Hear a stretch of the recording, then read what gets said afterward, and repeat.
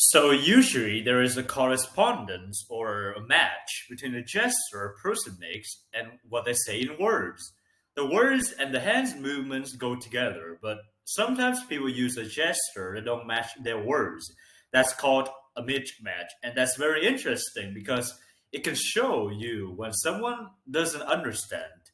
Professor Golden Meadow worked with children trying to do mathematical problems, and she asked them to explain how they work out the answer, and she watched their hands.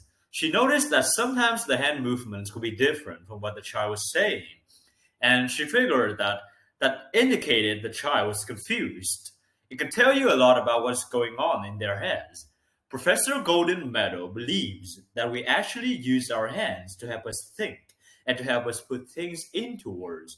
I'm sure you've noticed that people use more gesture when they have difficulty with language. For example, when they're speaking a foreign language, or when they're explaining something complicated, or when they're describing a painting, or something like that.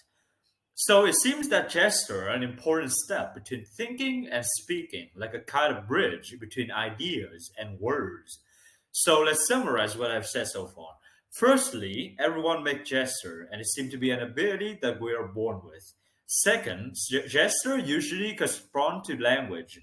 The gesture go with what the person is saying, and when gesture don't match the language, that can indicate that someone is still working out a concept. And finally, it seems that people actually use gesture to help them think. Okay, any questions so far?